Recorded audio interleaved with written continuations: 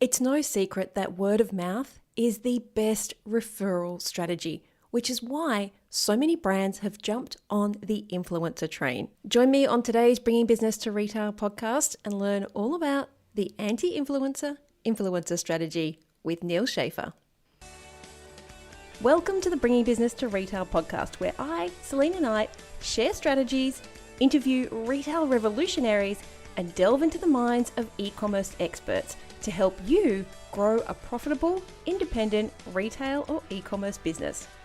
If you're stuck in a rut, or if you feel like business is way harder than it should be, or you've overachieved all of the things that you've set out to and are wondering what to do next, or how do I even make this better? I know that you're going to love today's episode. If you're stuck in a rut, feel like business is way harder than it should be, or you've achieved all of the things that you set out to and are wondering what next, or how do I even make this better, then I know that you're going to love today's episode. Now you can probably hear it in my voice, but I am super excited because my brand new SC2200 microphone has arrived and it is working perfectly. As consumers, when we fall in love with a brand or we buy something that we really like, we want to tell other people about it. And there's a whole industry that's been built on this word of mouth premise. The whole influencer strategy has been based on the fact that if somebody gives us a personal recommendation, we are much more likely to buy. And heck, I just did it too, right? I just told you the microphone that I used. And so if you were looking for a microphone, there's a good chance that you would go and look up, if you like the sound of it, you would go and look up the microphone and see if it would suit you. But facts show over and over and over again that word of mouth marketing is the highest ranked form of advertising. According to Nielsen, and hey, they do all the polls, 92% of consumers believe recommendations from friends and family over every other form of marketing. So when you put that together with a little bit of celebrity status, which is kind of why you hire influencers, right? When you put those two things together, you end up with this perfect storm that you hope is going to get your brand out there, is going to attract more customers, and is going to sell more product. Because let's be honest, at the end of the day, that's probably what you're looking for. So what happens when you try this and you don't see the return on investment that you were hoping for? Time and time again, I see people who are forking out a lot of product and a lot of cash to influencers and not seeing the returns that they were hoping for. Now, there are many reasons why, but today's guest is going to give you a completely new spin on influencer marketing. I call it the anti-influencer influencer marketing strategy. So if you want to harness the power of word of mouth and use influencers in a very different way, today's guest, Neal Schaffer, is going to give you his spin on how you can do that, how you can generate more sales, and you can do it at virtually no cost. So let's jump in to today's episode with Neal Schaffer. Hey there, and thanks so much for joining us on today's episode of the Bringing Business to Retail podcast. We hear a lot about influencer marketing, and up until now, we have talked a lot about how do you get influencers, how do you collaborate with them, what kind of contracts you can use to make sure that you get the expectation that you're expecting. But today I brought on Neal Schaffer, and he's going to talk about influencer marketing in a very different way. So welcome to the show, Neal. And I have to say, I am very intrigued because we just had a conversation about, to date, a lot of the companies or the people, the experts that we've had on the show have talked about influencer marketing in terms of how do you find them, how do you keep them, how do you measure ROI, what kind of contracts, those sorts of things. But you have a very different take. Well, thanks, Selena. It's an honor to be here, and I'm excited to talk about influencer marketing because I believe that a lot of marketers have been misled about what it truly is. So there's an industry called the influencer marketing industry. And let me just take a step back. I'm a digital marketing consultant, speaker, author. I've written 4 books, including just a few months ago, I published a new book on this concept of influencer marketing that I'm going to talk about called the Age of Influence. And I wrote it because a few years ago, I started myself getting asked a lot of questions from professionals, from businesses across a wide variety of industries about influencer marketing. What is it? How do I use it? What have you? And as I began doing more research and interviewing more people and reading more case studies, I realized that there's an industry called the influencer marketing industry, which talks a lot about you need to use these influencers. And, one of my clients was a business book author, and he worked with an agency to do his social media. He wanted to move that in-house and brought me in. And the agency now was pushing influencers, and they were pushing these 20-something lifestyle influencers that were completely irrelevant from this business book author's audience of, executive marketers of an older generation. And that started me thinking, well, there's this whole industry sometimes will push people because it's in their incentive to do so. They make money when doing so. When you hire an influencer, it serves them. So you have a lot of people that have just talked about hiring people specifically on Instagram. Now sometimes we talk about YouTubers and more recently TikTokers, but I've worked with brands on collaborative relationships, me as an influencer, on things like LinkedIn. I look at brands that sponsor podcasts, right? I remember we used to have something called blogger outreach. Maybe some of you are nodding. That is a type of influencer marketing as well. We have affiliate marketing. You're tapping into someone with a digital footprint when you do affiliate marketing. That is a type of influencer marketing. So influencer marketing is not just a single social network, and it's not just a single type of content, which is photo or video. It's audio, it's text. And when I started looking more, what's really interesting is that the influencer marketing industry itself has outpriced itself, right? A lot of small businesses listening might think, oh, I can't afford influencers. And they're probably right, because they, when you talk about people that have over a certain number of followers, it is a very, very limited number of people. Yeah. And they can price themselves out in the market. So a few years ago, the industry, and I'm not against the industry in any way, I'm just sort of trying to, I'm on your side as a retailer e-commerce owner. I'm independent of all these companies, but they said, well, you know what? Micro influencers may be of value. They're not as influential, but hey, even at 10,000 followers, there's still value. And then 2 years ago, approximately, we started talking about nano influencers. And when you get to the nano influencer stage, as someone that has 1,000 followers, begin to look around you, right? And this is where I go into a very, very different way of looking at influencers in my book, because at that level that even the influencer marketing industry says these people have influence, we begin to see that maybe we have employees, maybe we have partners, maybe we have customers, maybe we have followers of our social media accounts, maybe we have people that have checked in at our store or mentioned us on social media that are at that nano influence level. And even at that nano influence level, it's still the top few percent of social media users that have 1,000 followers and that consistently publish content. So I say, and it bypasses a lot of the issues. Like, how do I find how do I reach out? What about the context? Well, if they already have some brand affinity for you, right, they're going to want to work with you. Whereas reaching out to people that have never heard of you, and they're in it for the money most of the time, it turns into a one-time transactional relationship that does not have long-term value. Because at the end of the day, you want these people to talk about you, if not every day, but for a long time. You want to build a long-term relationship, and they become a brand advocate to the point where they talk about you without you having to ask them to. So always, I recommend my clients, and in my book, you start with people that already have brand affinity with you. And the great thing, Selena, I might be jumping ahead here, is we already have some tools that are starting to help us do this. The one tool, and maybe you've talked about on the show, is a tool called Caro, C-A-R-R-O.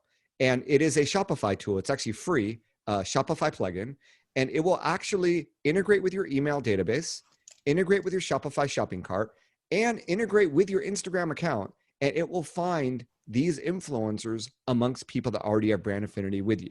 Your email subscribers. Customers? Yeah, people who've already bought from you. And people that have already bought, and people that follow you, right? And this is exactly, now they just started out there. There's one other tool that's a little bit similar. It's called Gatsby, as in the Great Gatsby of Scott Fitzgerald, Gatsby.ai. And it is a tool where you add a little piece of code. So wherever you ask for someone's email address in the shopping cart, on the opt-in page, you also ask for their Instagram handle. And in doing so, it's doing the same thing. But this is an opt-in process where instead of integrating with all these things, it's actually saying, hey, let us know your Instagram handle so that we can send you, exciting opportunity. So if that person is a nano influencer, they'd probably put down their Instagram handle, right? And then it gives you a dashboard that allows you to manage these relationships. So when you begin talking with people that already know, like, and trust you, now we're at the level, it doesn't necessarily require money, might require product, but as a company, there's a lot of things that you can provide them, not just product. There's, there's shout outs, there's exclusive events, there's tiers of customer support, there's discount codes for their community, and on and on and on. So I really hope that I help, reset what people think who influencers are, and the way that you can leverage them. Because the other fact of the matter is that for most retailers and e-commerce stores listening to this conversation, that organic social media has become pay to play. Yeah. And you're not alone, right? But with COVID-19, we are truly digital first. We need to have content because people are still searching. We got to do email. We got to do it better because people are still reading emails, and we got to be heard on social. And your ads are going to become expensive. They're not viral. And organic social media was supposed to be about word of mouth marketing, right? You need to incite word of mouth, get people to talk about you on social. And that is the role that these types of people that I call influencers can have for your retail store or your e-commerce store. I know that was a lot, Selena. I'm going to take a step back, get a sip of water, and I'm going to wait for your follow-up question. And hopefully this is different than what you've talked about on previous episodes. It is. And I have to laugh because I opened my first retail store in 2008. So 12 years ago. And we were doing this stuff before it had a name. Like we were collaborating with our customers. We were one of the first brands on social media. So we were collaborating with customers. We used to do check-ins. I don't think anybody does that anymore. You got incentivized if you checked in. Oh, become the mayor on Foursquare, right? Well, we weren't on Foursquare. We were on Facebook. Okay, fair enough. But yeah, we used to have I think it was check-in Tuesday. And if you came to the store and checked in, you got usually product. We don't give discounts. So it was usually a value add product. And it's funny that, a decade later, this is a thing now. Yep. And yeah, it's the same concept, right? So there's things like employee advocacy and brand advocacy and affiliate marketing and blogger outreach, and it's all part of the same tapping into other people. And ideally you want to tap into people that like, know, and trust you. So unfortunately, with the whole Instagram thing and the ease of buying followers and, Instagram pods, and it's sort of led to this huge thing. But what's interesting is that the industry is really catching up. And I did see a report from Social Bakers that post COVID-19 brands are shifting more and more into working with the nano, because these people actually have a chance of have used their product, right? They're not talking from an inauthentic voice. So that's another thing to keep in mind. When you work with people that know you, it comes across as authentic, right? Because they actually use and like your product. And I think one of the things, anyone who listens regularly will know how much I bang on about email marketing. And there is a reason for it, because the stats show that email marketing has 122% ROI and social media has 28. So you're 4x better off if you send out emails. But yet we're putting so much of our time and our money and our energy and our marketing, like our marketing hopes, crossing our fingers that when we work with influencers, we're going to get a result. And I think that for a lot of people, when they choose to work with an influencer, that's all they're doing. They have their fingers crossed, hoping that there's going to be a return. And quite often you can't measure that, because if someone, unless you've got that affiliate link where people are using it to come to your website, or if you are having a conversation with every customer that's in store, you won't necessarily know what your return is. But like you said, with these, with the people in your community, whether that is your customers or your staff or people that when you use them, you're much likely, having been working on the coalface of the shop floor, it is quite easy to say, oh, my friend Emily told me to come in, or I was talking to one of your staff, I was talking to her at the park, and she mentioned that I should come in, and we used to sell baby stuff and get fitted for a baby carrier and things like that. Nice. And I guess on e-commerce it may be slightly different, but if you can track where your money is going, where your return is coming from, then you can track where you should spend more money and you should put more time and energy in. Yeah, absolutely. I'm thinking of one of my clients, vis-a-vis the email marketing, with COVID-19, they're actually they distribute hair color, and people would normally go to the barber or the beauty salon to get their hair color. Well, they can't do that with coronavirus. So just a blog post of how to use this product to color your hair at home, and an email pushing people to the blog post generated thousands of dollars of sales, right? That is, I mean, there is the blog content. They could have done it probably without the blog content, but the email is so key. And if you use social scoring, right, on the email, I use a software called Active Campaign, which provides this functionality. Who is opening your emails, who's clicking on links, who's actually visiting certain pages on your website. You can find your biggest fans. It's not necessarily fans in terms of, how much they buy from you, but also that engagement, right? And the fact they may be telling other people, and you can engage with them as influencers as well through the email that they're already opening up, right? So there's a lot of different ways of leveraging all this. And I think, the measurement of ROI is something, but when we begin to see, we don't know whether they're going to talk about us or not, but if we engage with them to produce content for us, that's an asset. That's an asset we can use in our organic social media. It's an asset we can use in our ads if we want to. We can use it on our website, on our shopping cart. And we know that user-generated content on shopping cart pages, on web pages, and on ads performs way better than the content that any company can create on their own. It's not aligned with the eye of a customer or a social media user. So that's the other, and that's tremendous ROI. If you're spending a lot on photo shoots, video shoots, paying an agency to create content for you, why wouldn't you want to leverage content from your own customers? Yeah, do you know why? I think we had this discussion the other day. It's because people are snobs when it comes to images and the content. They want to be able to control everything. And if they haven't got the perfect Pinterest-worthy or Instagrammable image from a customer, they think that won't convert. But actually, and this is one of the things that in the agency side of our business, we always install a review app that it allows photos. For most businesses, photos are going to make a big difference. And so if you can upload a picture of yourself wearing it or what it looks like in your home or whatever, as a customer, I know for me, if I can see what it looks like on a real person as opposed to the model, I've got a much better chance of buying. And here you have all this content, the actual SEO keywords these people are typing in, but people aren't using it because it just doesn't fit their snobby. It doesn't fit their expectations of what they think their customers will relate to. Yeah, I remember one time when I leased a new Acura, the Acura dealer, as I was driving out with the window down with my sunglasses on a beautiful Southern California day here, took a picture of me, right? So it's a first day in a new car. I'm all smiles. And then that day I get an email providing me the photo and then asking for a review, which allows you to upload the photo. So there are little things you can do to encourage that, right? Yeah. And this can all be automated. We're not saying you have to spend hours and hours every single day trying to find these people. I haven't heard of this app, Caro. So tell us a little bit. I know you kind of briefly mentioned it, but can you go into a little bit more about how that works? Because I'm going to have to get off this call and go and have a look at it. Oh, you absolutely should. Caro is like it's like crack. I say e-commerce that, crack. e-commerce crack. Like I said, it's getcaro.com, Caro, and it is a Shopify plugin. So if you've leveraged Shopify plugins before, we love Shopify. Yep. Yeah, I think it's only available for Shopify. They did receive some VC investment. They are trying to create something web-based, and and I don't work or have any affiliation with this company, by the way. But it basically, when you install it, you then integrate it with the email software vendors that it integrates with. I know Active Campaign, my client uses, they integrate with them. It integrates with your Shopify shopping cart history because it's a Shopify plugin.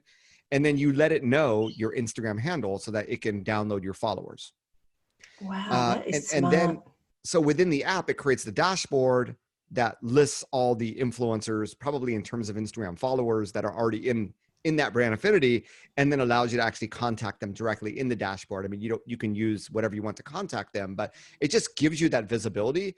And, if you were to follow the advice of everything I told you to do, it takes time to sort of compile the data and figure out, who's on your list and customers and all that, and figure out who those people are. So it's just a very convenient way of putting it all in one place. And it really is, it's great. Now, the Gatsby Ai is interesting. I had a chance to be interviewed by their CEO last week, which is why I have more intel about them. And, they say, well, Caro, and they admit that it's a wildly popular plugin. No one has opted into that, right? So, I don't think it's legal to download followers from Instagram. I don't know. So it sort of raises some questions, whereas with Gatsby.ai, if you're asking people for their Instagram profile and they give it to you, then there's that concept that they've opted in. So two different approaches. If you can use Caro and everyone else is using it and your hand doesn't get slapped. I don't think there's, and if they genuinely follow you, or you know where they came from, hey, thank you for being an email subscriber. We know that you're really active on Instagram, or thank you for being a customer. We love your photos on Instagram. I think it's totally okay. But there are two different approaches to really the same issue of getting visibility. With Gatsby Ai, it's getting visibility into your website visitors, really. So even with Caro, you may have people visit your website that aren't a customer, aren't on your email list, are not following you on Instagram, and you may never get their Instagram handle and who know who they are. So I think a combination of the two would be a very powerful solution. Yeah, I mean, you could do this manually if you really wanted to. You could look up your best-selling customers, and then you could go to Instagram and see if they're there, or Facebook, wherever you hang out, see if they're there, make the connection, send them a DM. So I don't know how illegal it is, because I feel like you could do this. It's public information. They're on your database. It's public information. They have an Instagram handle. This is just kind of speeding up the process and matching it, but I'm not a lawyer. Yes, the easy way to do it is if you have an email database and you should have for your list, for your customers, you have email addresses, right? It's simply using what's called an email appending service. So these are services, they're GDPR compliant actually, that look at public records for that email address and append it with social media profiles. So there's a service that I know of called Voila Norbert. I know it's a funky name, but it works. And for, pennies in email, you can actually find out if they have an Instagram handle and what that is, and then go into Instagram and look up those handles. So, if you have a big list, it might take a little bit of time, but there is a way to do it on your own, and there are tools that can help you do it more efficiently. And I was just sitting there thinking that, one, if anybody here is listening and has a bricks and mortar store and is not collecting email, that is a big slap across the back of the head from me. Anyone who's ever worked for me knows that is the number one thing that we focus on at the beginning. You could do the sound effects. And the other thing that just popped into my mind is this would be a great opportunity, and I don't know, and we're probably getting off the topic a little bit, to be using social logins, because then you get the email address that people are using for social media versus their work email address. If you're at work and you're getting the parcel delivered to work, you're likely going to use your work email address. But if you're using a social login, the email that you're capturing is the one that they use on social media. And it's just a convenience to people. A lot of people like it because they don't want to have to remember all these different passwords on sites. So absolutely agree 100%. All right. So now that we have the concept of using the people who are in our community and our customers and our staff, what do we do next? So this is where, what's the ROI of all this, right? It's like, well, what do you want these people to do for you? So I think that when we look at the different ways, now we get back to this traditional influencer marketing industry and how our brands leveraging influencers. So events are actually a huge thing. And I say events because I know we have retail stores listening. I know that we're not going to be able to do events for the near term. But a lot of companies are now doing virtual events. So depending on the theme of your product, whether you're a retail store or e-commerce store, you could do a virtual event, and it could actually feature these different influencers talking about your product or, similar products or whatever it might be around the theme, right? Where you might be able to engage them and get more people to opt into your email list as a result of doing that, right? Of joining the event. So events are one big way of doing it. And I think post COVID-19, we're going to be hungry to get out there and socialize. It's going to be a huge thing. And retail stores, I used to work with a few social media influencers here in Orange County, and we would put together events, and the local Hilton Hotel would let us, use their meeting room for free because we were bringing in like 500 people to an event, and everybody's very active on social media taking photos and stuff. They offer free food.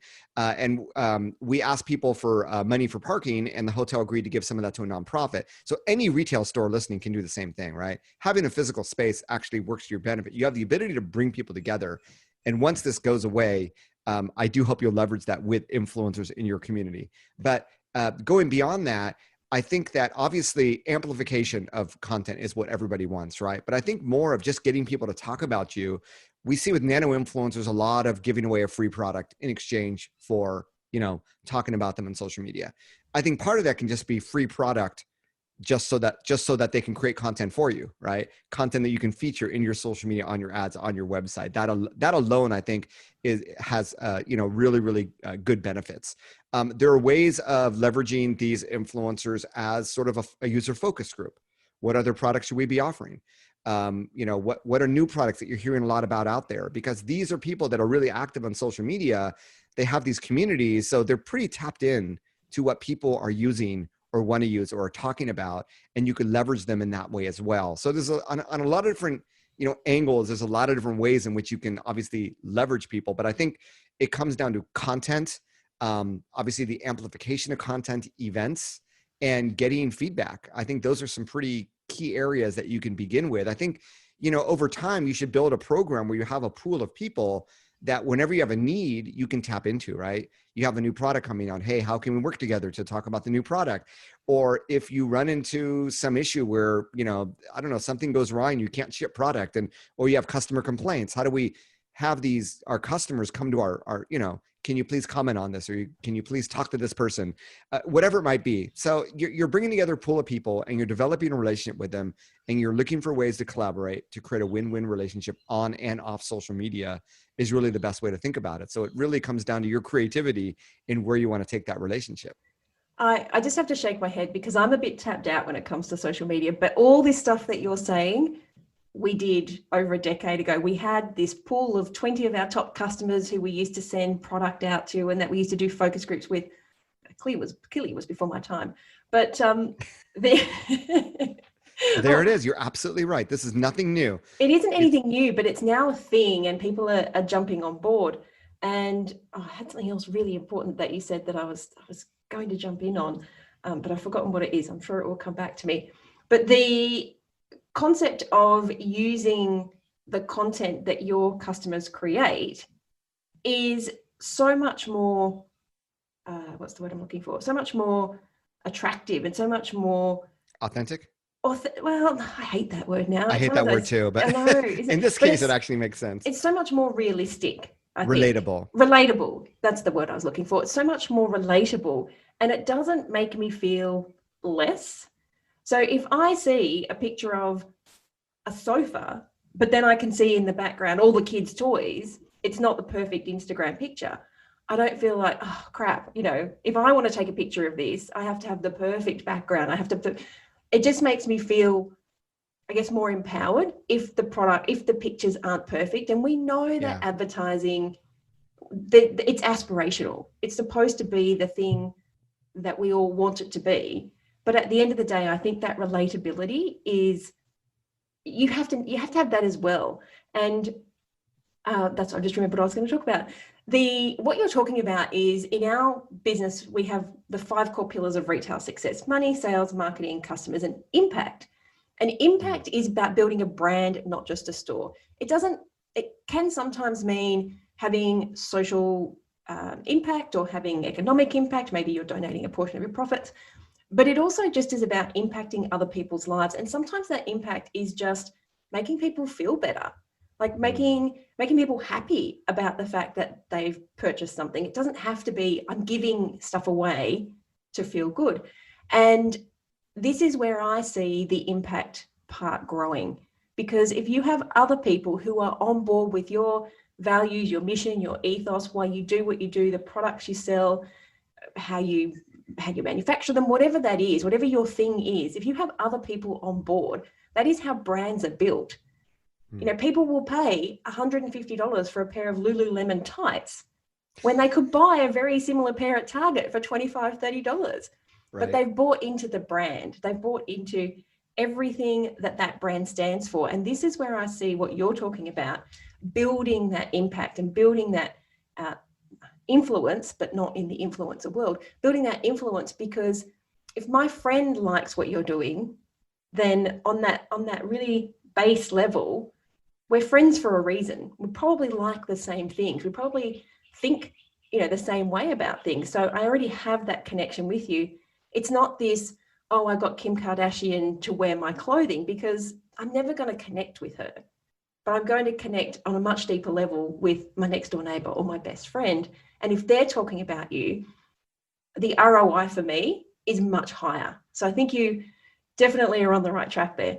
Yeah, when I meet a lot of small business owners that don't get social media marketing, they don't get influencer marketing. But when I have this conversation, I say, well, how did you get to be the business you are today?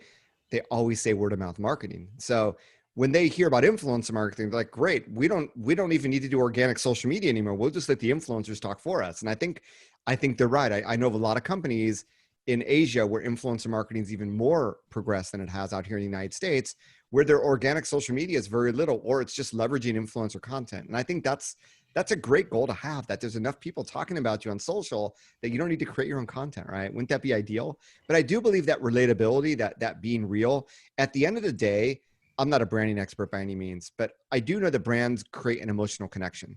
It's why you do things irrational, like spend $150 instead of $25, right? Or I drive out of my way to get a $7, dirty chai when I could make the same at home for less than $1. It's the emotional connection. And when you work with other people, when you create the emotional connection with the most valuable people in your sphere of influence, which are your customers, right?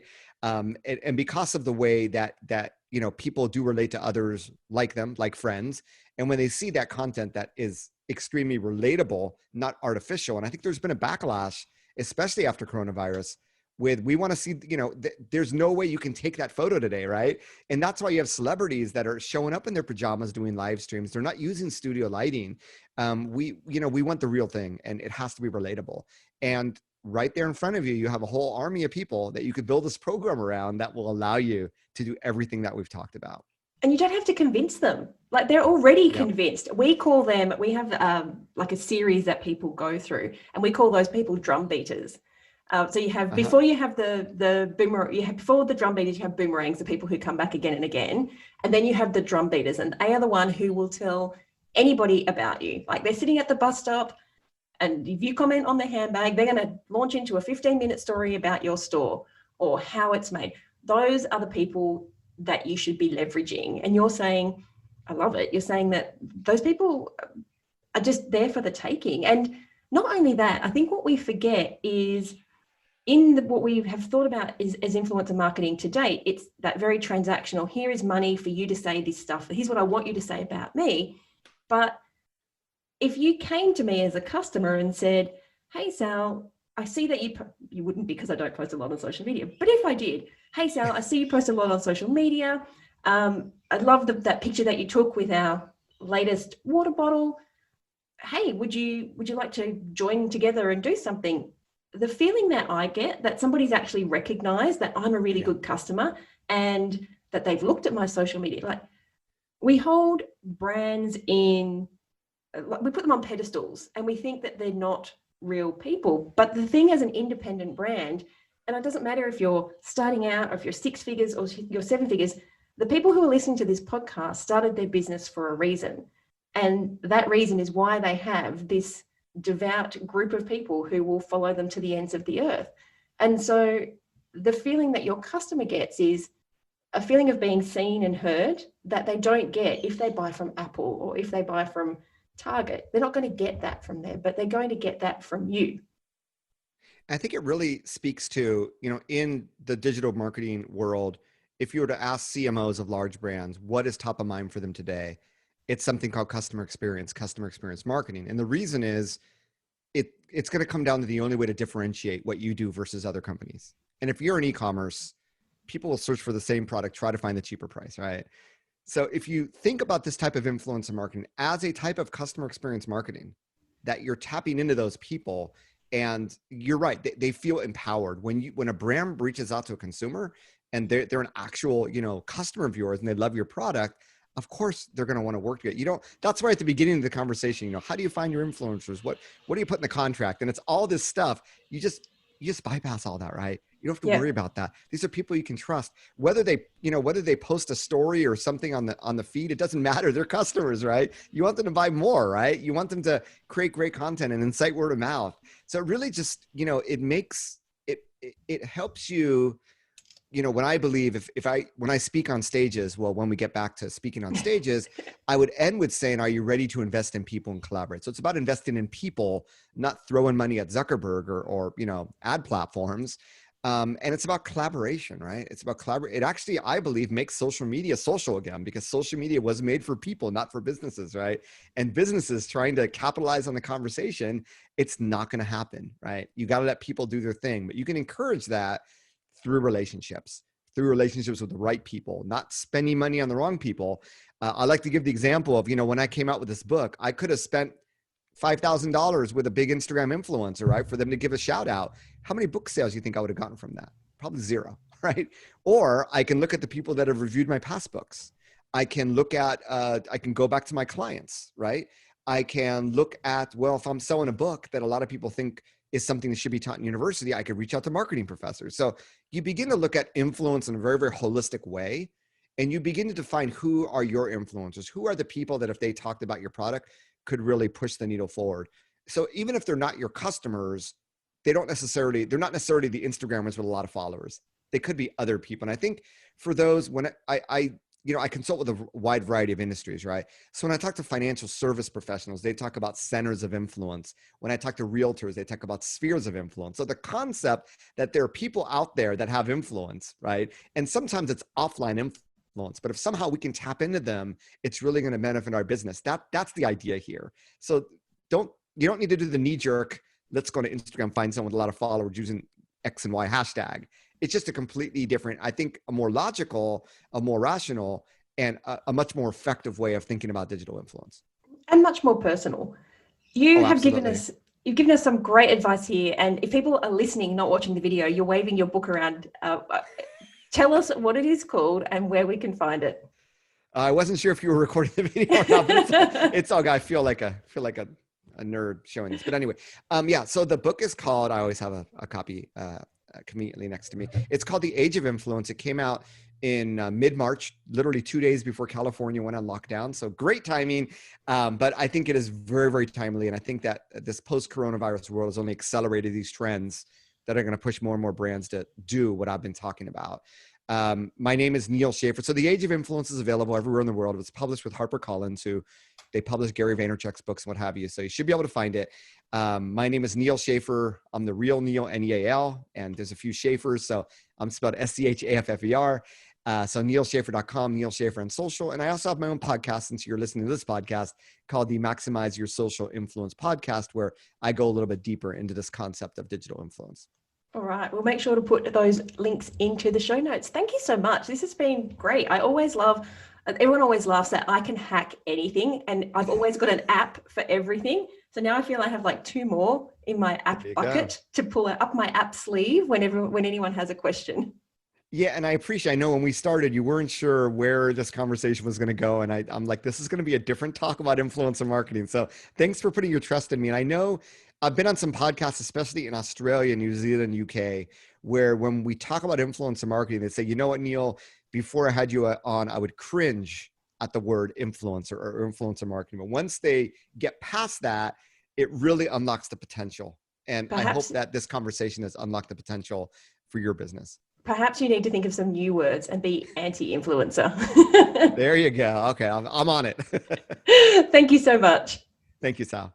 I hope you enjoyed this week's episode of the Bringing Business to Retail podcast.